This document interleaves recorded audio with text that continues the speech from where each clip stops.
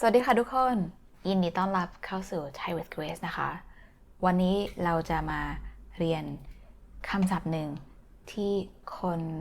ที่พูดภาษาอังกฤษได้ชอบใช้ผิดนั่นคือคำว่า just ในภาษาอังกฤษ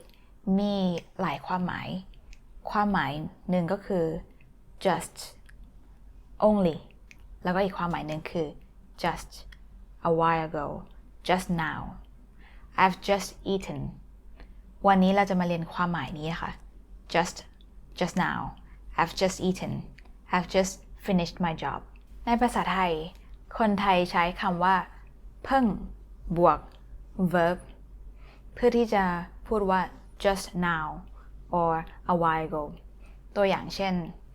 มีคนถามว่าโอเคเราไปดูหนังกันไหมไปดูเรื่อง The Terminal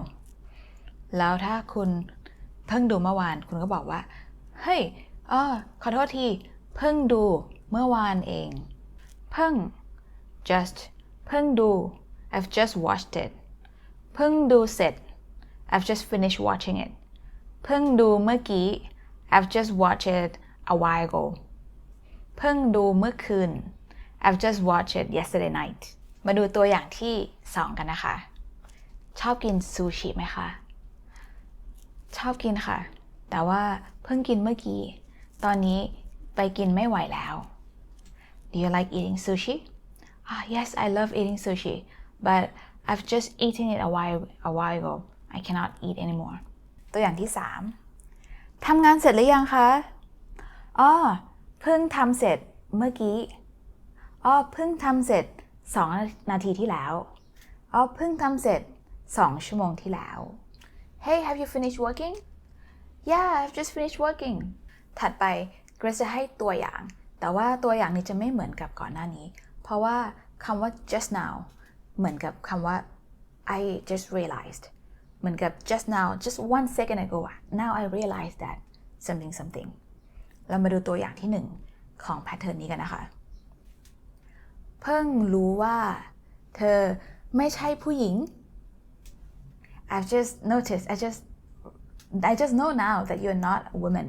ตัวอย่างที่2เพิ่งสังเกต I've just noticed เพิ่งสังเกตว่าในห้องนี้มีเก้าอี้ตัวเดียว classifier ของเก้าอี้คือ1ตัวนะคะเพิ่งสังเกตว่าในห้องนี้มีเก้าอี้ตัวเดียว I've just noticed that this room only has one chair ตัวอย่างถัดไป I've just realizedเพิ่งรู้ตัวว่าเพิ่งรู้ตัวว่าวาดรูปเก่งตั้งแต่เด็กจนโตไม่รู้เลยแต่ว่ามาวันนี้เพิ่งรู้ตัวว่าวาดรูปเก่ง I've just realized that I'm a good drawer from when I was young until I grew up I never knew that I was a good drawer but just